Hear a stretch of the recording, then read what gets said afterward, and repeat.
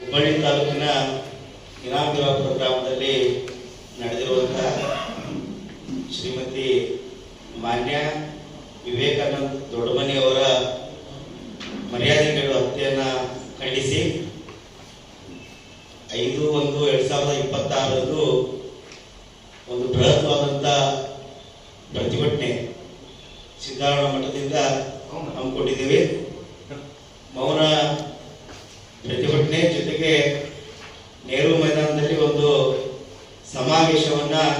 ಪ್ರತಿಭಟನಾ ಸಮಾವೇಶವನ್ನು ಮಾಡ್ತಾ ಇದ್ದೀವಿ. ಇದನ್ನ ಉದ್ದೇಶಿಸಿ ನಮ್ಮ ಕ್ರಾಂತಿಕಾರಿ ಒಳ ಮೀಸಲಾತಿ ಹೋರಾಟಗಾರರು BR ಭಾಸ್ಕರ್ ಪ್ರಸಾದ್ ಅವರಿದ್ದಾರೆ. ನಮ್ಮ ಹುಬ್ಬಳ್ಳಿ ಪೂರ್ವ ವಿಧಾನಸಭಾ ಕ್ಷೇತ್ರದ ಮಾಜಿ ಶಾಸಕರಾದಂಥ ವೀರಭದ್ರಣ್ಣ ಹಾಲರ್ವಿ ಅವರಿದ್ದಾರೆ. ನಮ್ಮ ಮಾದಿಗ ಸಮಾಜದ ಮುಖಂಡರಾದಂಥ ಬಸಪ್ಪ ಮಾಧವರಿದ್ದಾರೆ. ಅದೇ ರೀತಿ ನಾನು ಡಾಕ್ಟರ್ ವಿಜಯ್ ಗುಂಟ್ರಾಳ್, ಜೊತೆಗೆ ಸುರೇಶ್ ಖಾನಾಪುರ್, ದಲಿತ ವಿಮೋಚನಾ ಸಮಿತಿಯ ರಾಜ್ಯಾಧ್ಯಕ್ಷರಾದಂಥ ಸುರೇಶ್ ಖಾನಾಪುರ್ ಅವರಿದ್ದಾರೆ. ಅದೇ ರೀತಿ ಸಮಾಜದ ಯುವ ಮುಖಂಡರಾದಂಥ ಪರಶುರಾಮ್ ಪೂಜಾರ್ ಅವರಿದ್ದಾರೆ.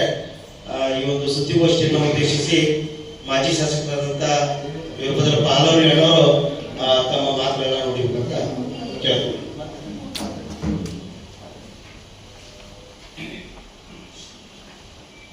ಮಾಧ್ಯಮದ ಎಲ್ಲ ಆತ್ಮೀಯ ಬಂಧುಗಳೇ, ಈ ಒಂದು ಘಟನೆ ಹಿನ್ನೆಲೆಯಲ್ಲಿ ಸಮಾಜದಲ್ಲಿ ಸಾಮರಸ್ಯ ಮೂಡಿಸ್ತಕ್ಕಂಥ ವಿಚಾರದ ಹಿನ್ನೆಲೆಯಲ್ಲಿ ಹುಬ್ಬಳ್ಳಿ ನಗರಕ್ಕೆ ಆಗಮಿಸಿ ಕಳೆದ 3 ದಿನಗಳಿಂದ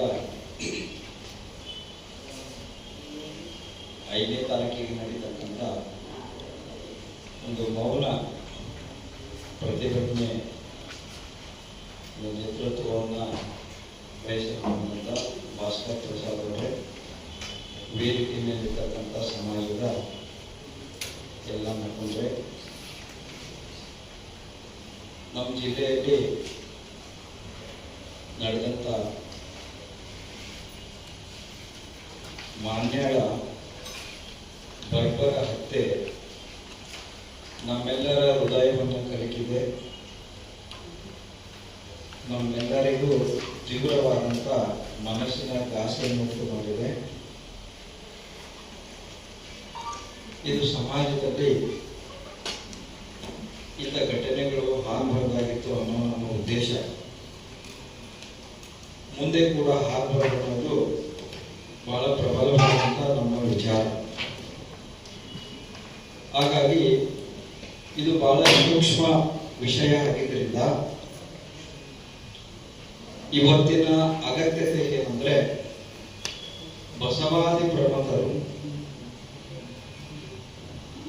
ಈ ಸಮಾಜವನ್ನ ಒಗ್ಗೂಡಿಸಲಿಕ್ಕೆ, ಸಮಾಜದಲ್ಲಿ ಸಮಾನತೆಯನ್ನು ತರಲಿಕ್ಕೆ, ಸಮಾಜದಲ್ಲಿ ಸಾಮರಸ್ಯವನ್ನು ಉಂಟು ಮಾಡಲಿಕ್ಕೆ 12ನೇ ಶತಮಾನದಲ್ಲಿ ತಮ್ಮ ಪ್ರಾಮಾಣಿಕವಾದಂಥ ವಿಚಾರಗಳನ್ನ, ವಚನಗಳನ್ನ ನಮಗೆ ಕೊಟ್ಟಿದ್ದು ಇವತ್ತಿಗೂ ಪ್ರಸ್ತುತ. ಇಷ್ಟೆಲ್ಲ ಇದ್ದಾಗಲೂ ಕೂಡ, ಮಠಮಾನ್ಯಗಳು ಇದ್ದಾಗಲೂ ಕೂಡ, ಸಂವಿಧಾನಬದ್ಧವಾದಂಥ ಕಾಯ್ದೆ ಕಾನೂನುಗಳು ಇದ್ದಾಗೂ ಕೂಡ ಮನುಷ್ಯನ ಮನಸ್ಸು ವಿಕೃತಿಗೆ ಹೋಗಿ ಮಾಡಬಾರದ ದುಷ್ಕೃತ್ಯಕ್ಕೆ ಇಳಿತಿದ್ದಾನೆ. ಹಾಗಾಗಿ 5ನೇ ತಾರೀಕಿನ ಉದ್ದೇಶ ಏನಂದ್ರೆ, ಮರುಕಳಿಸಬಾರದು. ಬಸವಣ್ಣವರ ತತ್ವದಡಿ ಇವನಾರವ ಇವನಾರವ ಇವನಾರವ ಎಂದೆನಿಸಯ್ಯ, ಇವನಮ್ಮವ ಇವನಮ್ಮವ ಎಂದೆನಿಸಯ್ಯ ಕೂಡಲ ಸಂಗಮ ದೇವ ಅವರ ವಚನದಂತೆ ಜಾತಿ ನನ್ನ ಮನಿ ಜ್ಯೋತಿತ ಏನವೆಂತ ಸರ್ವಜ್ಞ ಹೇಳ, ಕುಲ ಕುಲ ಕುಲವೆಂದು ಒಡೆದಾಡಬೇಡಿರಿ, ನಿಮ್ಮ ಕುಲದ ನೆಲೆಯನ್ನೇನಾದರೂ ಬಲ್ಲಿರ ಬಲ್ಲಿರ ಅಂತ ಕನಕದಾಸ್ ಹೇಳಿದ್ದಾರೆ. ಇಷ್ಟೆಲ್ಲ ಇದ್ದಾಗೂ ಕೂಡ ಈ 21ನೇ ಶತಮಾನದಲ್ಲಿ ಇಂಥ ಅವಮಾನೀಯ ಘಟನೆ ನಡೀತಾ ಹೋದ್ರೆ ಬಹಳ ಸಮಾಜಕ್ಕೆ ತಲೆ ತಗ್ಗಿಸ್ತಕ್ಕಂಥ ಇಷ್ಟಪಟ್ಟಿತ್ತು. ಆ ಹುಡುಗ ಆ ಮನೆಗೆ ಹೋಗಿ ಹೇಳಿದ, ಬೇಡ ನಾವು ಬಡವರಿದ್ದೀವಿ, ನಮ್ಮ ಸಣ್ಣ ಜಾತಿಯವರು, ಒಂದ ಹುಣ್ಣೆಗಿರೋರು, ದಯಮಾಡಿ ಇದು ಬೇಡ ಅಂತ ಮಡಿದಂತ ಆ ಮಗಳ ಮನೆಗೆ ಹೋಗಿ ತಂದೆ ತಾಯಿ ಎಲ್ಲ ಹೇಳಿ ಬಂದಿದ್ದರು. ಆ ಮಗು ಹೊಟ್ಟೆಗೆ ಬಿದ್ದು, ಇಲ್ಲ ನಾನು ಆದರೆ ಇವನ್ನೇ ಮದುವೆ ಆಗ್ತೀನಿ, ಇಲ್ಲ ಡೆತ್ ನೋಟ್ ಬರೆದಿಟ್ಟು ನಾನು ಸಾಯ್ತೀನಿ ನಿನ್ನ ಹೆಸರು ಮೇಲೆ ಅಂದಾಗ ವಿವೇಕಾನಂದ ಎದುರಿ, ಆಯ್ತು ಸಾಯೋದಕ್ಕಿಂತ ಬದುಕಿ ಸಾಧಿಸೋಣ ಅಂತ ಹೇಳಿ ಮದುವೆ ಆಗಿ 7 ತಿಂಗಳ ಗರ್ಭಿಣಿ ಆದಮೇಲೆ ಆ ಗ್ರಾಮಕ್ಕೆ ಮರಳಿ ಬಂದಾಗ ಈ ಒಂದು ದುಷ್ಕೃತ್ಯ ನಡೆದಿದ್ದು ನಮಗೆ ಬಹಳವಾದಂಥ ಮನಸ್ಸಿಗೆ ಹೃದಯಕ್ಕೆ ಬಹಳ ತಾಪ ಆಗಿದೆ. ಅದಕ್ಕೆ ಸಮಾಜ ಯಾರೋ ಒಬ್ರು ಮಾಡೋದ್ರಿಂದ ಇಡೀ ಲಿಂಗಾಯತ ಸಮಾಜಕ್ಕೆ ಇದು ಹೋಗ್ಬಾರ್ದು ಕಳಂಕ. ಲಿಂಗಾಯತ ಸಮಾಜ ಮಾಡಂತ ಹೇಳಿಲ್ಲ, ಆದರೆ ಇಬ್ಬರು ಸಂಸ್ಕಾರವಂತರಿದ್ರು. ವಿವೇಕಾನಂದ ಆ ಮಗಳು ಮಾನ್ಯ. ವಿವೇಕಾನಂದ ಪರಿಶಿಷ್ಟ ಜಾತಿ ಮಾದಿಗ ಸಮುದಾಯಕ್ಕೆ ಸೇರಿದವನಾಗಿದ್ರು ಕೂಡ ಒಂದು ತತ್ತಿಯನ್ನು ಕೂಡ ಆತ ಸ್ವೀಕಾರ ಮಾಡ್ತಿದ್ದಿಲ್ಲ. ನಮ್ಮ ಆಹಾರವೇ ಮಾಂಸಾಹಾರ, ಆತ ತತ್ತಿಯನ್ನು ಸ್ವೀಕಾರ ಮಾಡ್ತಿದ್ದಿಲ್ಲ. ಕೊರಳಲ್ಲಿ ರುದ್ರಾಕ್ಷಿ ಮಾಲೆ ಹಾಕಿದ್ದ, ಚೆನ್ನಾಗಿ ಬದುಕ್ತೀವಿ ಅನ್ನೋದು ವಿನಂತಿ ಮಾಡಿದ್ದ.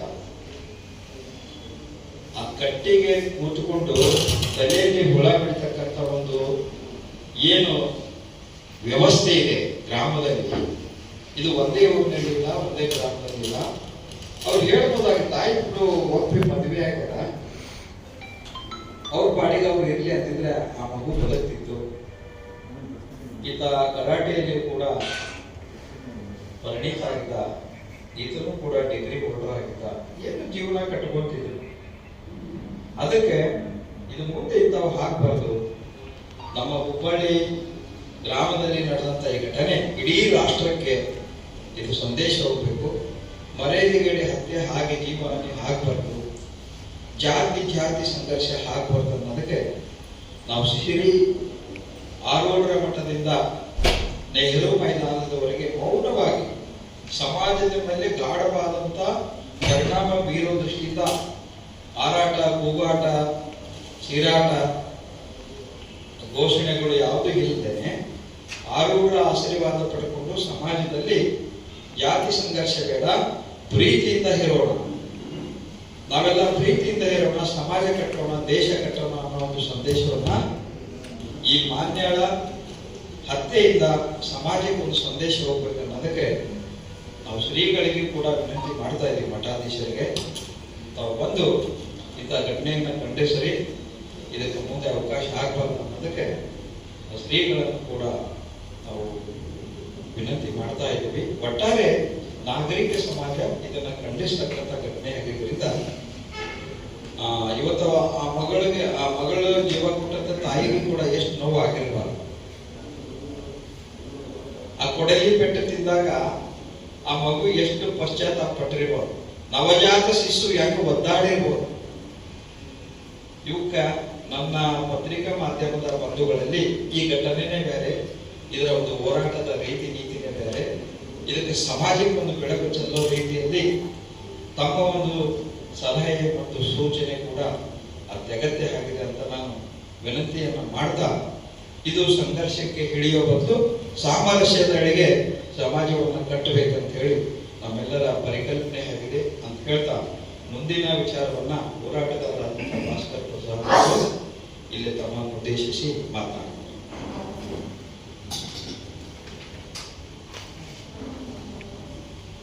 ಎಲ್ಲರನ್ನ ಗೌರವಾನ್ವಿತ ಮಾಧ್ಯಮ ಮಿತ್ರರೇ, ಮೊದಲನೇದಾಗಿ ನಾವು ಒಂದು ವಿಚಾರವನ್ನ ಈ ಪತ್ರಿಕಾಗೋಷ್ಠಿ ಮೂಲಕ ಸ್ಪಷ್ಟಪಡಿಸ್ತಾ ಇರುವಂತದ್ದು ಅಂತಂದ್ರೆ, ಈ ಜನವರಿ 5ನೇ ತಾರೀಕು ನಾವೇನು ಹಮ್ಮಿಕೊಂಡಿದ್ದೀವಿ ಪ್ರತಿಭಟನಾ ಸಮಾವೇಶ ಮತ್ತು ಮೌನ ಮೆರವಣಿಗೆ, ಸಿದ್ದಾರೂಢ ಮಠದಿಂದ ನೆಹರು ಮೈದಾನದವರೆಗೆ ಕಪ್ಪು ಪಟ್ಟಿಯನ್ನು ಧರಿಸಿ ಮೌನವಾದಂತಹ ಮೆರವಣಿಗೆಯನ್ನ, ಮೌನದ ಮೂಲಕ ಈ ಸಮಾಜಕ್ಕೆ ಒಂದು ಸಂದೇಶವನ್ನು ಕೊಡುವ ನಿಟ್ಟಿನಲ್ಲಿ, ಹಾಗೆ ನೆಹರು ಮೈದಾನಕ್ಕೆ ತಲುಪಿದ ನಂತರ ಒಂದು ಬೃಹತ್ತಾದ ಪ್ರತಿಭಟನಾ ಸಮಾವೇಶವನ್ನ ಏರ್ಪಡಿಸುವಂತಹ ಕೆಲಸಕ್ಕೆ ಕೈ ಹಾಕಿದೆ. ಈಗ ಸ್ಪಷ್ಟಪಡಿಸೋದೇನು ಅಂತಂದ್ರೆ, ಇದು ಈ ಮೌನ ಮೆರವಣಿಗೆ ಮತ್ತು ಪ್ರತಿಭಟನಾ ಸಮಾವೇಶ ಯಾವುದೇ ಒಂದು ಉದ್ದೇಶಿತ ಜಾತಿಯ ವಿರುದ್ಧ ಹೋರಾಟ ಅಲ್ಲ, ಮತ್ತು ಯಾವುದೇ ಒಂದು ಜಾತಿಯ ಪರವಾದ್ದು ಅಲ್ಲ. ಈ ಘಟನೆಗೆ ನಾವು ಇಡೀ ವ್ಯವಸ್ಥೆಯನ್ನೇ ನಾವು ಹೊಣೆಯನ್ನಾಗಿ ಮಾಡಬೇಕಾಗಿದೆ. ಯಾಕೆಂತಂದ್ರೆ ಈ ಘಟನೆ ನಡೆಯೋ ಹಿಂದೆ ಏನು ಮಾನ್ಯಳ ತಂದೆ ತನ್ನ ಕ್ರೂರತ್ವವನ್ನು ತೋರಿಸಿದ್ದಾನೆ, ಅದಕ್ಕೆ ಸಮಾಜ ಕೂಡ ಕಾರಣ ಆಗಿರುತ್ತೆ. ಸಮಾಜ ಅವ್ರನ್ನ ಕೇಳ್ಕೊಳ್ಳುವಂಥದ್ದು, ನೀವು ಲಿಂಗಾಯತರು ಮಾದಿಗರು ಕಟ್ಕೊಂಡು ಹೋಗ್ಬಿಟ್ರು ನಿಮ್ಮ ಮಗಳು ಅನ್ನೋಂಥ ಚೇಳಿಕೆ, ಇದೆಲ್ಲವೂ ಕೂಡ ಒಂದು ಕುಟುಂಬನ ಕೆಡಿಸುವಂತ ಒಂದು ಕೆಟ್ಟ ಪರಿಸ್ಥಿತಿ ಸಮಾಜದಲ್ಲಿದೆ. ಹಾಗಾಗಿ ಇಡೀ ವ್ಯವಸ್ಥೆಯನ್ನೇ ನಾವು ಈ ಸಂದರ್ಭದಲ್ಲಿ ಪ್ರಶ್ನೆ ಮಾಡಬೇಕಾಗ್ತದೆ. ಈಗ ಆ ಪ್ರತಿಭಟನಾ ಸಮಾವೇಶದಲ್ಲಿ ನಾವು ಯೋಚನೆ ಮಾಡ್ತಾ ಇರೋ ರೀತಿ ಏನು ಅಂತಂದ್ರೆ, ಇದೊಂದು ಸೌಹಾರ್ದತೆಯ ನೆಲ, ಇದು ಅಣ್ಣ ಬಸವಣ್ಣನ ತತ್ವಗಳ ವಿಚಾರಗಳು ಓಡಾಡುವಂತಹ ನೆಲ ಇದು. ಇಲ್ಲಿ ಆ ಸೌಹಾರ್ದತೆಯನ್ನು ಬೆಳೆಸುವ ನಿಟ್ಟಿನಲ್ಲಿ ಮಾದಿಗ ಸಮುದಾಯದ ಮಾದಾರ ಚೆನ್ನಯ್ಯ ಶ್ರೀಗಳಿಂದ ಹಿಡಿದು ಒಕ್ಕಲಿಗ ಸಮುದಾಯದ ನಿರ್ಮಲಾನಂದ ಸ್ವಾಮೀಜಿಗಳು ಕೂಡ ಸೇರಿದಂತೆ, ಹಾಗೆ ಲಿಂಗಾಯತ ಸಮುದಾಯದ ಹಲವಾರು ಮಠಾಧಿಪತಿಗಳನ್ನು ಕೂಡ ಈ ಸಮಾವೇಶಕ್ಕೆ ನಾವು ಆಹ್ವಾನಿಸಿ ಅವ್ರ ಮೂಲಕ ಈ ಸಮಾಜಕ್ಕೆ ಒಂದು ಶಾಂತಿಯ ಒಂದು ಸಹಬಾಳ್ವೆಯ ಸಂದೇಶವನ್ನ ಕೊಡಿಸಬೇಕು ಅನ್ನುವಂಥದ್ದು ನಮ್ಮ ಉದ್ದೇಶ ಈ ಒಂದು ಹೋರಾಟ. ಯಾಕೆಂತಂದ್ರೆ ಯಾವುದೇ ಜಾತಿಗಳ ಮಧ್ಯದಲ್ಲಿ ಒಂದು ಘಟನೆಗಳಾದಾಗ ಸಾಮಾನ್ಯವಾಗಿ ಅದನ್ನ ಜಾತಿ ಸಂಘರ್ಷವಾಗಿ ತಿರುಗಿಸಿಬಿಡುವಂತಹ ಅಪಾಯ ಇರುತ್ತೆ. ನಾವು ಅದಕ್ಕೆ ಎಡೆ ಮಾಡಿಕೊಡಬಾರದು. ಇದು ಮಾದಿಗ ವರ್ಸಸ್ ಲಿಂಗಾಯತ ಆ ರೀತಿಯಾದಂತಹ ಅಪಾಯ ಆಗಬಾರದು ಅನ್ನೋದು ನಮ್ಮ ಮುಖ್ಯವಾದ ಉದ್ದೇಶ. ಯಾವುದೇ ಲಿಂಗಾಯತ ಜಾತಿಯವರು ಹೋಗಿ ಅದನ್ನ ಹೇಳ್ಕೊಟ್ಟಿರಲ್ಲ, ನೀನು ಹೋಗಿ ನಿನ್ನ ಮಗಳನ್ನ ಕಳೆದು ಬಿಡು ಅಂತ. ಆತರ ಒಳಗಡೆ ಇರುವಂತಹ ವಿಕೃತಿ, ಆ ಜಾತಿಯ ವಿಷ, ಜಾತಿಯ ರೋಗ ತನ್ನೊಳಗಡೆ ರೋಗ ಅಷ್ಟೇ ಹೊರತು ಸಮಾಜದ ಯಾವುದೇ ಜಾತಿಗೆ ಸಂಬಂಧಪಟ್ಟಿದ್ದಲ್ಲ. ನಾವು ಯಾವುದೇ ಜಾತಿಯನ್ನ ಆರೋಪಿಸೋದಕ್ಕೆ ಈ ಸಂದರ್ಭದಲ್ಲಿ ಇಷ್ಟಪಡಲ್ಲ, ಮಾಡಕೂಡದು. ಹಾಗಾಗಿ ಇದೊಂದು ಸೌಹಾರ್ದತೆಯ ಸಮಾಜವನ್ನು ಕಟ್ಟುವಂಥದ್ದು. ಎಂತ ಸೌಹಾರ್ದತೆ ಅಂತಂದ್ರೆ, ಇದೇ ಏನು ಮಾನ್ಯಳ ತಂದೆ ಇವತ್ತು ವಿಕೃತಿಯನ್ನ ಅಥವಾ ಕ್ರೂರತ್ವನ ಮೆರೆದಿದ್ರಲ್ಲ, ಅದೇ ಹಿಂದೆ ಏನ್ ಮಾಡ್ತಾ ಇದ್ದ ಅಂತಂದ್ರೆ, ತನ್ನ ಮಗಳು ಮಾನ್ಯಳಿಗೆ ಊರಿಗೆ ಹೋದಾಗ ನಮಗೆ ಗೊತ್ತಾಗಿರೋ ಸಂಗತಿಗಳಿಗೂ, ತನ್ನ ಮಗಳು ಮಾನ್ಯಳಿಗೆ ವಿವೇಕಾನಂದನನ್ನ ಉದಾಹರಿಸಿ ಬುದ್ಧಿ ಹೇಳ್ತಾ ಇದ್ದಂತೆ. ನೋಡಿ, ಆತ ಮಾಲಿಕ ಹುಡುಗ ಬಸವ ತತ್ವವನ್ನ ಪಾಲಿಸ್ತಾನೆ, ಒಂದು ಮೊಟ್ಟೆಯನ್ನು ಕೂಡ ತಿನ್ನೋದಿಲ್ಲ. ಅವರು ಸಂಪೂರ್ಣ ಸಸ್ಯಾಹಾರಿಗಳು, ಪ್ರತಿನಿತ್ಯ ವಚನಗಳನ್ನ ಪಠಣ ಮಾಡ್ತಾರೆ ಮನೆಯಲ್ಲಿ ಅಂತ. ನಾವು ಮನೆಗೆ ಹೋಗಿ ನೋಡಿದ್ರು ಕೂಡ ಅವ್ರ ಮನೆಯಲ್ಲಿ ಎಲ್ಲ ವಚನ ಪರಂಪರೆಯ, ಶರಣರ ಪರಂಪರೆಯ ಪುಸ್ತಕಗಳೇ ಅವ್ರ ಮನೆಯಲ್ಲಿ ತುಂಬಿರೋದು. ಮತ್ತೆ ಅಲ್ಲಿ ದೇವರ ಗುಡಿನಲ್ಲಿ ಬಸವಣ್ಣನ ಪ್ರತಿಷ್ಠಾಪನೆ ಮಾಡಿರುವಂಥದ್ದು. ಕಂಪ್ಲೀಟ್ ಆಗಿ ಆ ಮನೆಯ ವಾತಾವರಣ ಸಂಪೂರ್ಣವಾಗಿ ಬಸವ ತತ್ವವನ್ನು ಅನುಸರಿಸ್ತಾ ಇದ್ದಂತ ಮನೆಯವರು. ಅವರು ಮಾಂಸಾಹಾರಿಗಳಾಗಿರ್ಲಿಲ್ಲ. ಅದನ್ನು ಉದಾಹರಿಸ್ತಾ ಮಾಲಿಗರಾಗಿ ಇರುವಂತಹ ವಿವೇಕಾನಂದ ಎಷ್ಟು ಒಳ್ಳೆ ವಿದ್ಯಾವಂತ ಇದ್ದಾನೆ, ಬುದ್ಧಿವಂತ ಇದ್ದಾನೆ, ಕರಾಟೆ ಪಟು ಇದ್ದಾನೆ, ನೋಡೋದು ಚೆನ್ನಾಗಿದ್ದಾನೆ, ಮತ್ತೆ ಬಸವ ತತ್ವವನ್ನು ಪ್ರತಿನಿತ್ಯ ಪಾಲಿಸ್ತಾನೆ. ನೀವೇನಮ್ಮ ನೀವು ಓದೋದೇ ಇಲ್ಲ, ಸ್ವಲ್ಪ ಚೆನ್ನಾಗಿ ಓದಿ, ಅವ್ರನ್ನ ನೋಡಿ ಕಲೀರಿ, ಅವರಿಂದ ಬುದ್ಧಿ ಕಲೀರಿ ಅಂತ ಮಾನ್ಯಗಳ ತಂದೆ ಮಾನ್ಯಗಳಿಗೆ ಮಾಡಿದಂತ ಬೋಧನೆ. ಆ ಮಾನ್ಯಗಳಿಗೆ ತನ್ನ ತಂದೆ ಬಾಯಿಯಿಂದನೇ ಆ ಹುಡುಗನ ಬಗ್ಗೆ ಮೆಚ್ಚುಗೆ ಮಾತನ್ನ ಕೇಳ್ತಾ ಪೋಷ ಪ್ರೇಮಾಂತರಾಗಿದೆ. ಅದು ಅಪರಾಧನ, ತಪ್ಪ? ಅಥವಾ ವಿವೇಕಾನಂದ ಏನು ನಾನು ಇದೇ ಜಾತಿ ಹುಟ್ಟಬೇಕು ಅಂತ ಏನಾದ್ರು ಅಪ್ಲಿಕೇಶನ್ ಹಾಕಿ ದೇವರಿಗೆ ಹುಟ್ಟಿದ್ದ? ಎಲ್ಲರೂ ಮನುಷ್ಯರೇ, ಎಲ್ಲರ ಮೈಯಲ್ಲೂ ಹರಿಯೋದು ಕೂಡ ರಕ್ತವೇ, ಬ್ಲಡ್ ಗ್ರೂಪ್ ಅಷ್ಟೇ ಚೇಂಜ್. ಯಾವುದೇ ರಕ್ತ ಜಾತಿ ಹೆಸರಿನಿಂದ ಗುರುತಿಸಪಡೋದಿಲ್ಲ. ಆದ್ರೆ ಯಾವಾಗ ತಾನು ಮೆಚ್ಚಿದಂತ ಹುಡುಗ ಮನೆಯ ತಂದೆ ತನ್ನ ಮಗಳನ್ನೇ ಮದುವೆ ಆಗ ಅಂತ ಕೂಡಲೇ ಆತನ ಒಳಗಡೆ ಇದ್ದಂತಹ ಜಾತಿಯ ರೋಗ, ವಿಷ ಉಲ್ಬಣಗೊಂಡಿದೆ. ಅದು ಎಂತ ಕ್ರೂರತ್ವದ ಬೆಳೆದಿದೆ ಅಂತ ನಾನೇ ನಿಮ್ಗೆ ಎಕ್ಸ್ಪ್ಲೇನ್ ಮಾಡ್ಬೇಕಾಗಿಲ್ಲ. ತನ್ನ ತಾಯಿ ವಿವೇಕಾನಂದ ತಾಯಿ ಯಾವಾಗ ಏನು ಅನ್ನೋ ಪರಿಸ್ಥಿತಿನಲ್ಲಿ ಕೋಮಾ ಸ್ಟೇಜಲ್ಲಿದ್ದಾರೆ ಇವತ್ತು ಕೂಡ. ಸಣ್ಣ ಮಗು, 6 ವರ್ಷದ ಮಗುಗೆ ಕೈ ತಿರ್ಚಿ ಹೇಳ್ತಾರಂತೆ, ನಿಮ್ ಇಡೀ ಕುಟುಂಬ ಬಲಿ ಮಾಡ್ತೀವಿ ನಾವು, ನಿನ್ನನ್ನು ಜೀವಂತವಾಗಿಸ್ತೀವಿ, ನೀನು ಬೆಳೆದು ದೊಡ್ಡವಳಾದ ಮೇಲೆ ಸಮಾಜಕ್ಕೆ ನೀನು ಹೇಳ್ಬೇಕು, ಸಾಕ್ಷಿಯಾಗಿ ಹೇಳ್ಬೇಕು ಜಾತಿ ವಿರುದ್ಧ ಏನಾಗುತ್ತೆ ಅಂತ. 6 ವರ್ಷದ ಪುಟಾಣಿ ಮಗುಗೆ ಅವರ ಕುಟುಂಬದವರು ಹೇಳಿರೋ ಮಾತು. ಇಷ್ಟು ಕ್ರೂರತ್ವ ಇದೆಯಲ್ಲ, ಇದು ಯಾರು ಕೂಡ ಒಪ್ಪುವಂಥದ್ದಲ್ಲ, ಯಾವ ಜಾತಿನೂ ಒಪ್ಪುವಂಥದ್ದಲ್ಲ, ಯಾವ ಸಮಾಜವೂ ಒಪ್ಪುವಂಥದ್ದಲ್ಲ. ಹಾಗಾಗಿ ಈಗ ಏನು ಪ್ರತಿಭಟನೆ ಮಾಡ್ತಾ ಇದ್ದೀವಿ, ಇದು ಪಕ್ಷಾತೀತವಾದಂತ ಪ್ರತಿಭಟನೆ. ಯಾವುದೇ ಪಕ್ಷ ಗಿಕ್ಷ ಏನಿಲ್ಲ, ಎಲ್ಲಾ ಪಕ್ಷದವ್ರನ್ನೂ ಆಹ್ವಾನ ಮಾಡ್ತಾ ಇದ್ದೀವಿ. ಎಲ್ಲ ಜಾತಿಯವ್ರನ್ನ, ಒಂದು ಜಾತಿಯ ಹೋರಾಟ ಅಲ್ಲ, ಎಲ್ಲ ಜಾತಿಯವ್ರನ್ನ ಆಹ್ವಾನ ಮಾಡ್ತಾ ಇದ್ದೀವಿ, ಎಲ್ಲ ಧರ್ಮದವ್ರನ್ನೂ ಆಹ್ವಾನ ಮಾಡ್ತಾ ಇದ್ದೀವಿ. ಬನ್ನಿ, ಮನುಷ್ಯತ್ವಕ್ಕಾಗಿ ನಾವೇ ಪ್ರತಿಭಟನೆ ಮಾಡೋಣ. ಮತ್ತೆ ಇದೇ ಸಂದರ್ಭದಲ್ಲಿ ಹುಬ್ಬಳ್ಳಿ ನಗರದ ಎಲ್ಲ ವರ್ತಕರು, ಅದು ಕಿರಾಣಿ ಅಂಗಡಿ ವರ್ತಕರು, ಬಟ್ಟೆ ಅಂಗಡಿ ವರ್ತಕರು, ಔಷಧಿಗಳ ವ್ಯಾಪಾರಿಗಳು, ಚಿನ್ನ ವ್ಯಾಪಾರಿಗಳು, ಎಲ್ಲರಲ್ಲೂ ಕೂಡ ಇಡೀ ವರ್ತಕ ಸಂಘಗಳು ಏನಿದ್ದಾವೆ ಅವರೆಲ್ಲರಿಗೂ ಕೂಡ ನಾವು ಮನವಿ ಮಾಡ್ಕೊಳ್ತಾ ಇದ್ದೀವಿ, ಇದು ದಬ್ಬಾಳಿಕೆಯ ಬಂಧನ. ನಾನು ಮತ್ತೆ ಹೇಳಿದ್ದೀನಿ, ಇದೆಲ್ಲವೂ ಕೂಡ ಸೌಹಾರ್ದತೆ ಪ್ರೀತಿಯನ್ನು ಸಾರುವಂತಹ ಒಂದು ಪ್ರತಿಭಟನೆ. ಇದು ಎಲ್ಲರನ್ನೂ ನಾವು ಮನವಿ ಮಾಡ್ತಾ ಇದ್ದೇವೆ ಅಂತಂದ್ರೆ ಮನುಷ್ಯತ್ವಕ್ಕಾಗಿ, ಮಾನವೀಯತೆಗಾಗಿ, ಆ ಮಗಳು ಮಾನ್ಯತೆಗೋಸ್ಕರ ಅವತ್ತು ನೀವು ಹುಬ್ಬಳ್ಳಿ ನಗರವನ್ನು ಬಂದ್ ಮಾಡಿ ತಾವೆಲ್ಲರೂ ಕೂಡ ಈ ಸಮಾವೇಶದಲ್ಲಿ ಭಾಗಿಯಾಗಿ, ಇನ್ಯಾವತ್ತೂ ಕೂಡ ಈ ನಾಡಲ್ಲಿ, ಹುಬ್ಬಳ್ಳಿಯಲ್ಲಿ ಮಾತ್ರ ಅಲ್ಲ, ಈ ನಾಡಲ್ಲಿ ಇಂಥ ಕ್ರೌರ್ಯ ಆಗದೇ ಇರುವಂತಹ ಒಂದು ಸಂದೇಶವನ್ನ ಹುಬ್ಬಳ್ಳಿಯ ಬಸವಣ್ಣನ ನೆಲದಿಂದ, ಅಮ್ಮ ಚೆನ್ನಮ್ಮನ ನೆಲದಿಂದ ನಾವು ಈ ಸಂದೇಶವನ್ನ ಈ ರಾಜ್ಯಕ್ಕೆ, ಈ ದೇಶಕ್ಕೆ ಕೊಡೋಣ ಅನ್ನುವಂತಹ ಒಂದು ವಿನಂತಿಯನ್ನ ನಾವೆಲ್ಲ ವರ್ತಕರಲ್ಲೂ ಕೂಡ ಮಾಡ್ತಾ ಇದ್ದೀವಿ. ಈಗೆಲ್ಲರೂ ಭೇಟಿ ಮಾಡ್ತೀವಿ, ಎಲ್ಲ ವರ್ತಕರ ಸಂಘದವ್ರನ್ನು ಭೇಟಿ ಮಾಡಿ ಅವತ್ತು ತಾವುಗಳು ದಯಮಾಡಿ ಬಂದ್ ಮಾಡಬೇಕು ಅಂತ. ಅದನ್ನು ಮೀರಿ ಅವ್ರು ತಕ್ಕೊಂಡ್ರೆ ದಬ್ಬಾಳಿಕೆಯಿಂದ ಏನು ನೀವು ಮುಗಿಸೋಂಥ ಕೆಲಸವನ್ನ ನಾವೇನು ಮಾಡಲ್ಲ, ಯಾವುದೇ ಕಾನೂನನ್ನ ಕೈ ತಗೊಳ್ಳುವಂತ ಕೆಲಸವನ್ನ ಮಾಡಲ್ಲ. ಮನುಷ್ಯತ್ವಕ್ಕಾಗಿ, ಮನುಷ್ಯತ್ವದಿಂದ ಮನುಷ್ಯತ್ವದೆಡೆಗೆ ಸಾಗುವಂತಹ ಒಂದು ಈ ಪ್ರತಿಭಟನೆ. ನಾವು ಪ್ರತಿಭಟಿಸ್ತಾ ಇರೋದು ಅದರ ಕ್ರೌರ್ಯವನ್ನ ಮಾತ್ರ, ಆ ಕುಟುಂಬದ ಕ್ರೌರ್ಯವನ್ನ ಮಾತ್ರ. ಇನ್ಯಾವುದೇ ಸಮಾಜವನ್ನ ಮತ್ತೊಂದು ನಾವಿಲ್ಲಿ ಹೊಣೆ ಮಾಡ್ತಾ ಇಲ್ಲ. ಹಾಗಾಗಿ ಇದರಲ್ಲಿ ಇಡೀ ಹುಬ್ಬಳ್ಳಿ, ಧಾರವಾಡ, ಗದಗ, ಬೆಳಗಾವಿ ಮತ್ತು ಇಡೀ ರಾಜ್ಯದ ಎಲ್ಲ ಜಿಲ್ಲೆಗಳಿಂದಲೂ ಕೂಡ ಹೋರಾಟಗಾರರು ಮತ್ತು ನಾಗರಿಕರು ಹೆಚ್ಚಾಗಿ ಸಂಖ್ಯೆಯಲ್ಲಿ ಬರ್ತಾರೆ. ಪೊಲೀಸ್ ಇಲಾಖೆಯವರು ಕೂಡ ನಮ್ಮ ಜೊತೆಯಲ್ಲಿ ಸಹಕರಿಸಬೇಕು ಮತ್ತು ಅವತ್ತು ಮುಖ್ಯವಾಗಿ ಪತ್ರಕರ್ತರು ಏನು ಸಿದ್ದಾರೂಢ ಮಾಡ್ತಿದ್ದ ನಾವು ಮೌನ ಪ್ರತಿಭಟನೆಯನ್ನು ಮಾಡ್ತೀವಿ, ಮತ್ತೆ ನೆಹರು ಮೈದಾನದಲ್ಲಿ ಕಾರ್ಯಕ್ರಮ ಮಾಡ್ತೀವಿ. ತಾವೆಲ್ಲರೂ ಕೂಡ ಖುದ್ದಾಗಿ ಹಾಜರಿದ್ದು ಆ ಮಗಳು ಮಾನ್ಯಳ ಆತ್ಮಕ್ಕೆ ನೀವು ಕೂಡ ಜೊತೆಗೆ ಒಂದು ಶಾಂತಿಯನ್ನು ಕೋರಬೇಕು. ಮತ್ತೆ ಯಾಕೆ ಜಾತಿಯನ್ನು ನೋಡಿ ಮದುವೆ ಆಗಿಲ್ಲ, ಗುಣವನ್ನ ನೋಡಿ, ನಡವಳಿಕೆಯನ್ನು ನೋಡಿ, ಆತನ ಒಳ್ಳೆತನವನ್ನು ನೋಡಿ ಆಕೆ ಮದುವೆ ಆಗಿದ್ದು. ಆ ಕಾಡಿಗೆ ಒಳ್ಳೆತನದ ಕೊಗ್ಗಲೆ ಆಗಿದೆ ಇವತ್ತು ಅಲ್ಲಿ ಸತ್ತಿರೋದು ಕೇವಲ ಮನುಷ್ಯರಲ್ಲ, ಮನುಷ್ಯತ್ವವನ್ನೇ ಕೊಂದಾಕಿದ್ದಾರೆ. ಸೊ ಹಾಗಾಗಿ ಆ ತಾಯಿಗೆ ನಾವು ಅವತ್ತು ಖಂಡಿತವಾಗೂ ಒಂದು ನಮನವನ್ನು ಸಲ್ಲಿಸಬೇಕಾಗ್ತದೆ. ತಾವೆಲ್ಲರೂ ಕೂಡ ಅವತ್ತು ಖುದ್ದಾಗಿ ಹಾಜರಿರಬೇಕು. ಮತ್ತೆ ಹುಬ್ಬಳ್ಳಿ ನಗರವನ್ನು ಬಂದ್ ಮಾಡುವ ನಿಟ್ಟಿನಲ್ಲಿ, ಈ ದೇಶದ ಸಂದೇಶ ಕೊಡುವ ನಿಟ್ಟಿನಲ್ಲಿ ತಾವುಗಳು ತಮ್ಮ ಪತ್ರಿಕೆಗಳ ಮೂಲಕ, ತಮ್ಮ ಮಾಧ್ಯಮಗಳ ಮೂಲಕ ಈ ಹುಬ್ಬಳ್ಳಿ ನಗರಕ್ಕೆ ಒಂದು ವಿನಂತಿಯನ್ನ, ನಮ್ಮ ಮೂಲಕವಾದ ನೀವು ವಿನಂತಿಯನ್ನು ಕೂಡ ನೀವು ಮಾಡಬೇಕು ಅನ್ನುವಂಥದ್ದು ನಾನು ತಮ್ಮೆಲ್ಲರೂ ಕೂಡ ಕೇಳ್ಕೊಳ್ತಾ ಇದ್ದೀನಿ. ತಮ್ಮೆಲ್ಲರೂ ನಮಸ್ಕಾರ. ಆದ್ಮೇಲೆ ಸದರಿ ಘಟನೆ ಏನು ನಡೆದಿದೆ ಇದು ಅತ್ಯಂತ ಅಮಾನವೀಯವಾದಂಥ ಘಟನೆ. ಸಂವಿಧಾನದ ಆರ್ಟಿಕಲ್ 17ರ ಪ್ರಕಾರ ಅಸ್ಪೃಶ್ಯತೆ ಆಚರಣೆ ನಿಷೇಧ ಇದೆ. ಅದಲ್ಲದೆ ಈಗಾಗಲೇ ಸಮಾಜ ಕಲ್ಯಾಣ ಇಲಾಖೆ ಪ್ರಮುಖವಾಗಿ ಈ ಜಾತಿ ದೌರ್ಜನ್ಯಗಳ ವಿರುದ್ಧ ಅವರು ಜಾಗೃತಿಯನ್ನು ಮೂಡಿಸೋದಕ್ಕೆ ಸಾವಿರಾರು ಲಕ್ಷಾಂತರ ರೂಪಾಯಿ ಅನುದಾನವನ್ನ ತಗೋತಾರೆ. ಆದರೆ ಈ ಏನು ಜಾತಿ ಪದ್ಧತಿ ಇದೆ ಇದನ್ನ ಹೋಗಲಾಡಿಸಲಿಕ್ಕೆ ಯಾವುದೇ ಕಾರ್ಯಕ್ರಮಗಳು, ಯಾವುದೇ ಯೋಜನೆಗಳು ಅವರು ರೂಪಿಸ್ತಾ ಇಲ್ಲ. ಹಾಗಾಗಿ ಏನು ಈ ಘಟನೆ ನಡೆದಿದೆ ಇದು ಅತ್ಯಂತ ಖಂಡನೀಯವಾದಂತ ಘಟನೆ. ಸಮಾಜ ಕಲ್ಯಾಣ ಸಚಿವರಾದಂತ ಎಚ್.ಸಿ. ಮಾದೇವಪ್ಪನವರು ಮತ್ತು ಗೃಹ ಸಚಿವರಾದಂತ ಜಿ. ಪರಮೇಶ್ವರು ಈ ಘಟನೆಯ ಹೊಣೆಯನ್ನು ಹೊತ್ತು ಅವರು ಕೂಡಲೇ ರಾಜೀನಾಮೆಯನ್ನು ಕೊಡಬೇಕು ಅಂತ ನಾವು ಈ ಮೂಲಕ ಒತ್ತಾಯ ಮಾಡ್ತೇವೆ.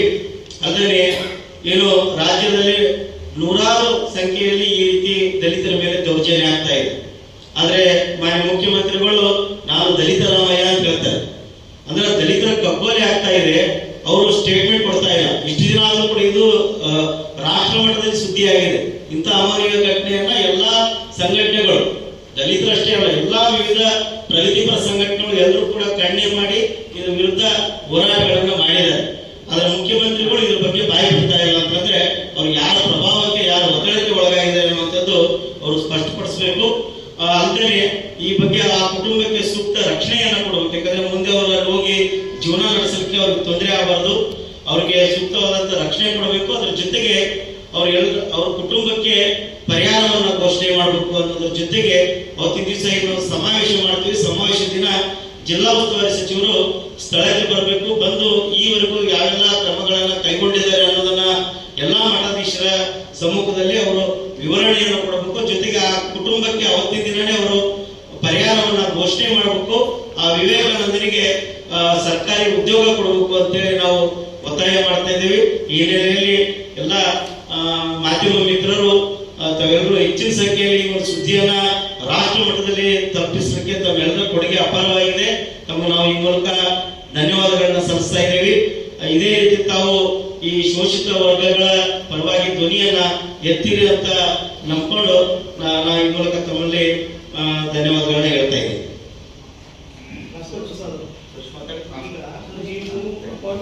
ಯಾವುದೇ ರಾಜಕೀಯ ಹೋರಾಟ ಮಾಡ್ತಾ ಇದ್ದೀವಿ. ನೀವು ಸರ್ಕಾರ ಈ ಪ್ರೆಸೆಂಟ್ ಇರುವಂತ ಸರ್ಕಾರ ಅದು ಒಂದು ಪಕ್ಷಕ್ಕೆ ಸೇರಿರುತ್ತೆ.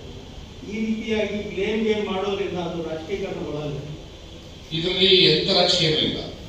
ಮತ್ತೆ ನೀವು ಹೇಳುವುದು ಪ್ರಶ್ನೆ ಬಹಳ ಸಮಂಜಸವಾದ್ದು.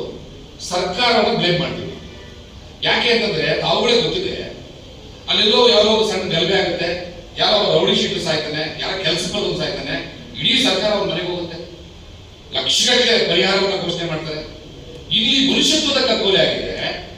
ರಾಜ್ಯ ಸರ್ಕಾರ ಅಸ್ಪೃಶ್ಯ ನಿವಾರಣೆ, ಜಾತಿವಾದಗಳ ನಿರ್ವಹಣೆ ಅಂತ ಕಾರ್ಯಕ್ರಮಗಳು ರೂಪಿಸ್ತೀವಿ ಅಂತ ಹೇಳ್ತಾರೆ. ಬಾಬಾ ಸಾಹೇಬ್ ಅಂಬೇಡ್ಕರ್ ಅವರ ಮೆರವಣಿಗೆಗಳಿಗೆ ಸೀಮಿತವಾಗಿದೆ. ಸಂವಿಧಾನ ಮೆರವಣಿಗೆ, ಸಂವಿಧಾನ ಮಾನವ ಸರಪಳಿ, ಅಂಬೇಡ್ಕರ್ ಭವನಗಳು, ಅಂಬೇಡ್ಕರ್ ಇಡೀ ದೇಶದಲ್ಲಿ ಎಲ್ಲೂ ಇದೆ ಅಷ್ಟು ಎತ್ತರವಾದಂತಹ ಪ್ರತಿಮೆಗಳನ್ನ ಕಟ್ಟಬೇಕು, ಇದಕ್ಕೆ ಸೀಮಿತವಾಗಿದೆ ತೋರಿಕೆಯ ಪ್ರದರ್ಶನ.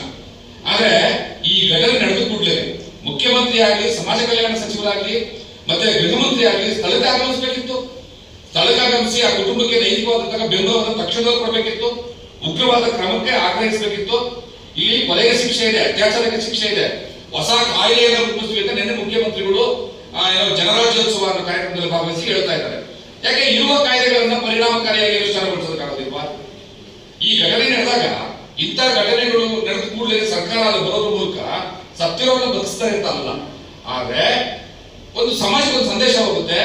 ಇಂಥ ಘಟನೆಗಳಾದ ಕೂಡಲೇ ಸರ್ಕಾರ ತಕ್ಷಣ ಬರುತ್ತೆ, ಕ್ರಮ ವಹಿಸುತ್ತೆ. ಈ ಮುಂದೆ ನಾವು ಇದರ ಮಾಡ್ಕೊಂಡ್ರೆ ಶಿಕ್ಷೆ ಆಗುತ್ತೆ ಅನ್ನುವಂತ ಒಂದು ವಾತಾವರಣವನ್ನು ನಿರ್ಮಿಸಬೇಕು. ಅದು ಸರ್ಕಾರದ ಜವಾಬ್ದಾರಿ. ಸರ್ಕಾರ ಏನ್ ಮಾಡ್ತದೆ? ಇಲ್ಲಿವರೆಗೂ ಸಮಾಜ ಕಲ್ಯಾಣ ಇಲಾಖೆಯಿಂದ ಸಹಜವಾಗಿ ಸಾಮಾನ್ಯವಾಗಿ ಏನಾದ್ರು ಒಂದು ಗಲಾಟೆ ಆದಾಗ ಏನೊಂದು ಪರಿಹಾರ ಕೊಡ್ತಾರಲ್ಲ, 1 ಲಕ್ಷ 2 ಲಕ್ಷ ಆ ರೀತಿಯಾದ ಪರಿಹಾರವನ್ನು ಕೊಟ್ಟಿದ್ದಾರೆ ಹೊರತು ಇಲ್ಲಿ ತುಂಬಾ ಉಗ್ರವಾದಂತಹ ಇದು ಘಟನೆ ಇದು. ಇದಕ್ಕೆ ನಾವು ಸಮರ್ಥವಾದಂತಹ ಒಂದು ಕ್ರಮವನ್ನು ವಹಿಸಬೇಕು ಅಂತ ಸರ್ಕಾರದ ಸಚಿವರುಗಳು, ಸಂಬಂಧಪಟ್ಟ ಸಚಿವರು, ಜಿಲ್ಲಾ ಉಸ್ತುವಾರಿ ಮಂತ್ರಿ ಹೋದ್ರೆ ಪ್ರಯೋಜನ ಅಲ್ಲ, ಸಂಬಂಧಪಟ್ಟ ಇಲಾಖೆಯ ಸಚಿವರುಗಳು ಬಂದು ಅವರಿಗೆ ನೈತಿಕವಾಗಿ ಧೈರ್ಯವನ್ನು ತುಂಬುವಂತ ಕೆಲಸವನ್ನು ಮಾಡಬೇಕಿತ್ತಲ್ಲ, ಮಾಡಿಲ್ಲ. ಸರ್ಕಾರ ದಲಿತರ ಪರವಾಗಿದ್ದೀವಿ ಅಂತ ಹೇಳುವಂತ ನಾಟಕದ ಸರ್ಕಾರ ಇದು. ಈ ಸರ್ಕಾರವನ್ನ ನಾವು ಖಂಡಿಸ್ತೀವಿ, ಪಕ್ಷಾತೀತವಾಗಿ ಖಂಡಿಸ್ತೀವಿ. ನಮ್ಮ ಈ ಪ್ರತಿಭಟನೆಯಲ್ಲಿ ಕಾಂಗ್ರೆಸ್ನವರು ಇರ್ತಾರೆ, ಜೆಡಿಎಸ್ನವರು ಇರ್ತಾರೆ, ಬಿಜೆಪಿಯವರು ಇರ್ತಾರೆ, ಇನ್ನಿತರ ಎಷ್ಟು ರಾಜಕೀಯ ಪಕ್ಷಗಳಿದ್ದಾವೆ, ಎಲ್ಲ ಪಕ್ಷಗಳು ಇರ್ತವೆ, ಎಲ್ಲ ಸಂಘಟನೆಗಳು ಇರ್ತವೆ. ಪಕ್ಷಾತೀತವಾಗಿ ಒಂದು ಸರ್ಕಾರವನ್ನ ಟೀಕೆ ಮಾಡುವಂತ ಕೆಲಸವನ್ನ ನಾವು ಖಂಡಿತವಾಗ್ಲೂ ಮಾಡ್ತೀವಿ. ಕೇವಲ ಮೆರವಣಿಗೆಗಳಿಗೆ ಅದಕ್ಕೆ ಸೀಮಿತ ಮಾಡಿದ್ದಾರೆ. ಅದು ಕಾರಣ ಮೆರವಣಿಗೆ ನೀವೇ ಹೇಳಿದ್ರಿ, ದಲಿತ ಇವೆಲ್ಲವೂ ಕೂಡ ಕೇವಲ ಮೆರವಣಿಗೆಗಳಿಗೆ, ಮಾನವ ಸರಪಳಿನ ಮತ್ತೊಂದು ಇಂಥದಕ್ಕೆ ಸೀಮಿತ ಮಾಡಿದ್ದಾರೆ. ದಲಿತ ಸಂಘಟನೆ ಸರ್ಕಾರ ಪ್ರದರ್ಶನಕ್ಕೆ ಮಾತ್ರ.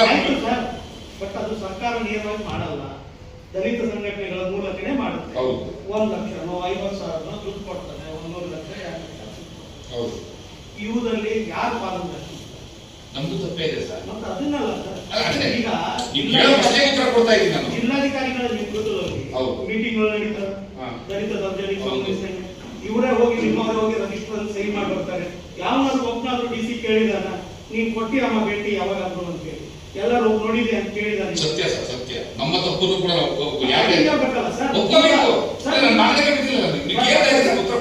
ಭಾಸ್ಕರ್ ಸರ್, ನೀವು ಒಳ್ಳೆ ಮಾತನಾಡೋದು, ನಿಮ್ ಮಾತು ಕೇಳಕ್ಕೆ ನಮ್ಗೆ ಕೇಳ್ತಾ ಇರೋ ಪ್ರಶ್ನೆಗಳನ್ನ. ಆದ್ರೆ ನೀವು ಸರ್ಕಾರಕ್ಕೆ ಬೈಕ್ಕಿಂತ ಮುಂಚೆ ನಮ್ಮನ್ನು ನೋಡ್ಬೇಕಲ್ಲ ಸರ್ ಈ ರೀತಿ. ಸರ್ಕಾರವನ್ನು ಕೂಡ ಖಂಡಿಸಬೇಕು, ನಮ್ಮ ತಪ್ಪನ್ನು ಒಪ್ಕೋಬೇಕು. ಇಡೀ ಕರ್ನಾಟಕದಲ್ಲಿ ನೀವು ಕೇಳಿದ ಪ್ರಶ್ನೆ ನಾನು ಹೇಳ್ತೀನಿ ಕೇಳಿಸ್ಕೊಳ್ಳಿ. ಇಡೀ ಕರ್ನಾಟಕದಲ್ಲಿ 3,000 ದಲಿತ ಸಂಘಟನೆಗಳು ರಿಜಿಸ್ಟರ್ ಆಗಿದೆ. 3,000 ದಲಿತ ಸಂಘಟನೆಗಳು ರಿಜಿಸ್ಟರ್ ಆಗಿ ನಾವೇನ್ ಸಾಧಿಸಿದ್ವಿ? ಒಂದು ಸಣ್ಣ ಜಾತಿಯ ವಿಚಾರಕ್ಕೆ ಆಗುವಂತ ಒಂದು ಕೊಲೆಯನ್ನು ತಡೆಯೋದಕ್ಕೆ ನಮ್ಮ 3,000 ಸಂಘಟನೆಗಳಿಗೆ ಸಾಧ್ಯ ಆಗಿಲ್ಲ.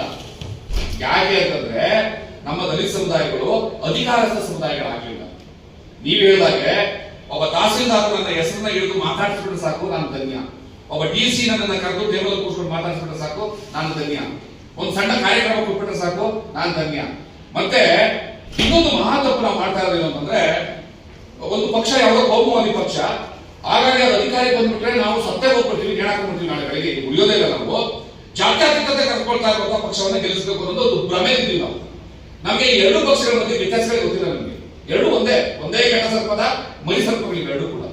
ನಾವೇನ್ ಮಾಡ್ತೀವಿ, ಇದು ಅಪ್ಪಟ ಅಹಿಂದ ಸರ್ಕಾರ ಅಂತ ಇದಕ್ಕೆ ಎಲ್ಲ 67% ವೋಟ್ ಕೊಟ್ಟ ದಿವಸ ದಲಿತರು, ಎಲ್ಲಾ ದಲಿತ ಸಂಘಟನೆಗಳು ಅಹಿಂದ ಸರ್ಕಾರ, ಇದು ದಲಿತ ರಾಮಯ್ಯ, ದಲಿತರ ಉದ್ಧಾರಕ, ಅಲ್ಪಸಂಖ್ಯಾತರ ಉದ್ಧಾರಕ ಅಂತ ನಂಬಿ ಮೋಸ ಹೋಗ್ತಾ ಇದೆ. 92% ಓಟನ್ನ ಮುಸಲ್ಮಾನರು ಕೊಟ್ಟರೆ ಈ ರಾಜ್ಯ ಸರ್ಕಾರಕ್ಕೆ 135 ಸೀಟ್ ಬಂದು ಬೆಂಗಳೂರಿನ ಕೋಗಿಲ್ನಲ್ಲಿ ಕಾಂಕ್ರೀಟ್ ಒಂದು ಇಡೀ ಏರಿಯಾನೇ ಡೆಮಾಲಿಷನ್ ಮಾಡ್ಬೋದು ಅಂತ ನೈವಂಚಿಕ ಸರ್ಕಾರ. ನಾವು 67% ಓಟ್ ಕೊಟ್ಟಿದ್ದೀವಿ ದಲಿತರು. ನಮ್ಮ ಇದು ಈ ಸಬ್ಜೆಕ್ಟ್ ಸಂಬಂಧ ಅಲ್ಲ, ಆದ್ರೆ ನಮ್ಮನ್ನ ಆರ್ಥಿಕವಾಗಿ ಸದೃಢಗೊಳಿಸಿದ್ರೆ ಇಂಥ ಘಟನೆಗಳು ನಿಲ್ಲುತ್ತೆ. ನಾವು ವಿದ್ಯಾವಂತರಾದ್ರೆ, ಉದ್ಯೋಗವಂತರಾದ್ರೆ, ಉದ್ದಿಮೆಗಳನ್ನ ಸ್ಥಾಪನೆ ಮಾಡಿದ್ರೆ ಅವಾಗ ಈ ಘಟನೆ ನಡೆಸಿರಲಿಲ್ಲ. ಬಹುಶಃ ಬಹಳ ಶ್ರೀಮಂತ ಕುಟುಂಬದಲ್ಲಿ ಏನಾದ್ರು ಈ ಆಗಿದ್ದಿದ್ರೆ ಅವರಪ್ಪ ಸುಮ್ಮನಾಗ್ತಿದ್ದೆ. ನಾವು ರಾಜಕೀಯ ಪ್ರಭಾವಿ ಕುಟುಂಬದಲ್ಲಿ ತನ್ನ ಮಗಳು ಈ ಮದುವೆ ಆಗಿದ್ದು ಸುಮ್ಮನಾಗ್ತಿದ್ದೆ. ಬಡತನ ಕೂಡ ಈಗ ದೌರ್ಜನ್ಯ ದಬ್ಬಾಳಿಕೆಗಳಿಗೆ ಜಾತಿ ಜೊತೆಯಲ್ಲಿ ಕಾರಣ ಆಗ್ತದೆ. ನಮ್ಮ 44,000 ಕೋಟಿ ರೂಪಾಯಿಗಳ ತಗೊಂಡು ಯಾರು ಕೊಡ್ತಾ ಇದ್ದಾರೆ? ಬಸ್ಗೆ, ಕರೆಂಟಿಗೆ, ರಸ್ತೆಗೆ, ಚರಂಡಿಗೆ. ನಾವೇ ಉದ್ಧಾರ ಆಗ್ತೀವಿ. ನಮ್ಮ ಅಭಿವೃದ್ಧಿಯನ್ನ ಮಾಡಬೇಕಾಗಿರೋ ಸರ್ಕಾರ ಏನ್ ಮಾಡ್ತಾ ಇದೆ? ನಮ್ಮನ್ನ ಆರ್ಥಿಕವಾಗಿ, ಶೈಕ್ಷಣಿಕವಾಗಿ ಅಭಿವೃದ್ಧಿ ಮಾಡಬೇಕು, ನಮ್ಮನ್ನ ವಿದೇಶಗಳಿಗೆ ಓದೋದಕ್ಕೆ ಕಳಿಸಬೇಕು, ನಮ್ಮ ಪ್ರಬುದ್ಧ ಸ್ಕೀಮ್ ಕ್ಯಾನ್ಸಲ್ ಮಾಡುವಂತಹ ದುಷ್ಟ ಸರ್ಕಾರ ಇದು. ಸೊ ನಾವು ಪ್ರಶ್ನೆ ಮಾಡಿದ್ರೆ ರಾಜಕೀಯ ಆಗೋದಿಲ್ಲ. ನಮ್ಮ ಹಕ್ಕನ್ನ ಕೇಳಿದಂಗೆ, ನಮ್ಮ ಸ್ವಾಭಿಮಾನವನ್ನು ಕೇಳಿದಂಗೆ, ಇದನ್ನ ಕೇಳಬೇಕಾಗಿರೋ ಜವಾಬ್ದಾರಿ ಈ 3,000 ದಲಿತ ಸಂಘಟನೆಗಳು. ಆದ್ರೆ ನಾವೇನ್ ಮಾಡ್ತಾ ಇದ್ದೀವಿ? ಕ್ಷಣಿಕವಾದಂತಹ ಸಣ್ಣ ಸಣ್ಣ ಆಸೆಗಳಿಗೆ, ಸಣ್ಣ ಸಣ್ಣ ಬೇಡಿಕೆಗಳಿಗೆ ಮಾರೋಗ್ತಾ ಇದ್ದೀವಿ. ನಾವು ಮಾರಿ ಹೋಗ್ತಾ ಇದ್ದೀವಿ, ಮಾಡ್ಕೊಂಡಿದ್ದೀವಿ. ನಮ್ದು ತಪ್ಪಿದೆ, ನಮ್ಮ ತಪ್ಪನ್ನು ಒಪ್ಕೋಬೇಕು. ನಮ್ಮ ತಪ್ಪನ್ನು ಒಪ್ಕೊಳ್ಳೋದ್ರ ಮೂಲಕ ನಾವೇನ್ ಮಾಡ್ಬೇಕು ಅಂತಂದ್ರೆ, ಬಾಬಾ ಸಾಹೇಬ್ ಅಂಬೇಡ್ಕರ್ ಹೇಳೋದ್ರಲ್ಲಿ ಇತಿಹಾಸದಿಂದ ಭವಿಷ್ಯದ ಪಾಠವನ್ನು ಕಲಿಬೇಕು ನಾವು. ಈಗ ನಾವು ಪ್ರಾಮಾಣಿಕವಾಗಿ ನಮ್ಮ ತಪ್ಪನ್ನು ಒಪ್ಕೊಂಡ್ಬಿಟ್ರೆ ಮುಂದೆ ತಪ್ಪು ಆಗದೇ ಇರೋ ರೀತಿಯಲ್ಲಿ ಸ್ವಾಭಿಮಾನದಿಂದ, ಘನತೆಯಿಂದ ನಾವು ಹೆಂಗ್ ಬದುಕಬೇಕು ಅಂತ ಈ ಸಮಾಜಕ್ಕೆ ಹೇಳಕ್ ಸಾಧ್ಯ ಆಗ್ತದೆ. ಖಂಡಿತ ನಿಮ್ಮ ಪ್ರಶ್ನೆಯನ್ನು ನಾನು ಒಪ್ಕೊಂಡಿದ್ದೀನಿ.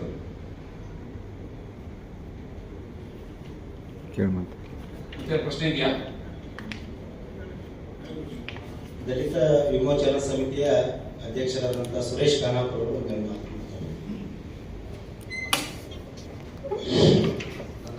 ಆತ್ಮೀಯ ಮಾಧ್ಯಮ ಮಿತ್ರರು ಹಾಗೂ ಎಲೆಕ್ಟ್ರಾನಿಕ್ ಮೀಡಿಯಾದವರಿಗೆ ನನ್ನ ಮೊದಲಿಗೆ ನನ್ನ ಹೃದಯಪೂರ್ವಕ ಧನ್ಯವಾದವನ್ನು ತಿಳಿಸಲಿಕ್ಕೆ ಇಚ್ಛಪಡ್ತೇನೆ. ಯಾಕಂದರೆ ಘಟನೆ ಘಟಿಸಿದ ದಿವಸದಿಂದ ಮಧ್ಯರಾತ್ರಿ 11 ಗಂಟೆಯಿಂದ ತಾವಲ್ಲಿ ಬಂದು ಇವತ್ತಿನವರೆಗೂ ಕೂಡ ಇವತ್ತು ರಾಜ್ಯ ಸರ್ಕಾರ ಕಣ್ಣು ತೆರೆದು ನೋಡುವ ನಿಟ್ಟಿನಲ್ಲಿ ತಾವು ಪ್ರಿಂಟ್ ಮೀಡಿಯಾ ಮತ್ತು ಎಲೆಕ್ಟ್ರಾನಿಕ್ ಮೀಡಿಯಾ ಏನು ಸಹಕಾರ ಮಾಡಿದಿರಲ್ಲ ಈ ಒಂದು ಮರ್ಯಾದೆ ಗಿಡ ಹತ್ತಿಗೆ, ಅದಕ್ಕೆ ನಾನು ವಿಶೇಷವಾಗಿ ತಮಗೆ ಗೌರವದ ನನ್ನ ಹೃದಯಪೂರ್ವಕ ನಮನವನ್ನು ಅರ್ಪಿಸಲಿಕ್ಕೆ ಇಷ್ಟಪಡ್ತೀನಿ ಸರ್.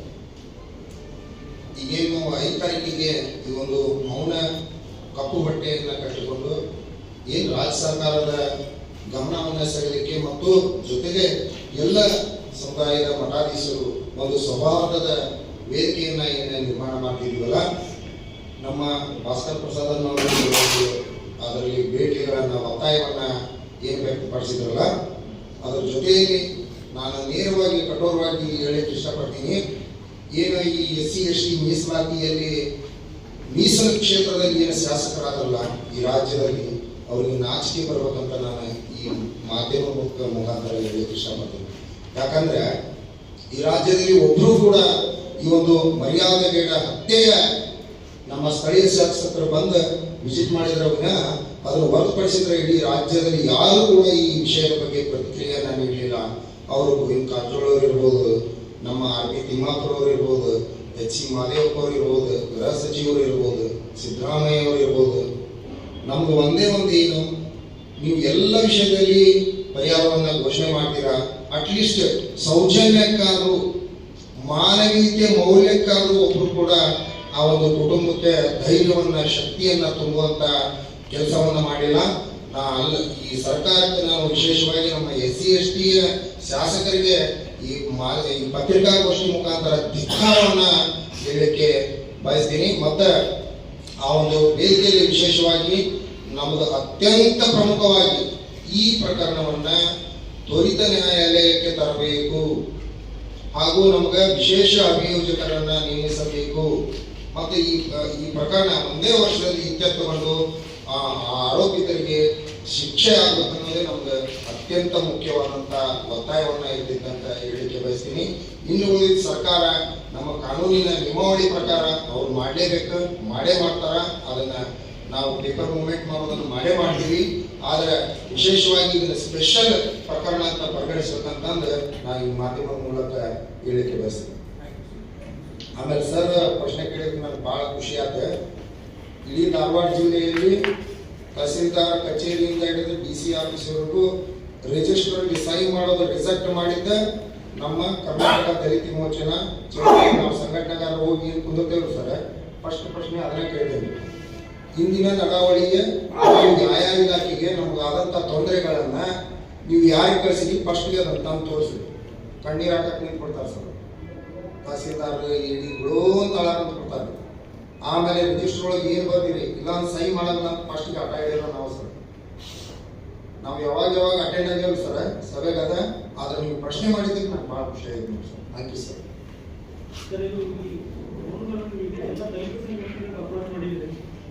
ಇಡೀ ರಾಜ್ಯದ ಎಲ್ಲ ದಲಿತ ಸಂಘಟನೆ ಮಾತ್ರ ಅಲ್ಲ, ಎಲ್ಲ ಮನುಷ್ಯ ಪರವಾಗಿ ಯೋಚನೆ ಮಾಡುವಂತಹ ಎಲ್ಲ ಸಂಘಟನೆಯನ್ನ, ಎಲ್ಲ ಮಠಾಧಿಪತಿಗಳನ್ನ ನಾವು ಇದಕ್ಕೆ ಆಹ್ವಾನ ಮಾಡ್ತಾ ಇದ್ದೀವಿ.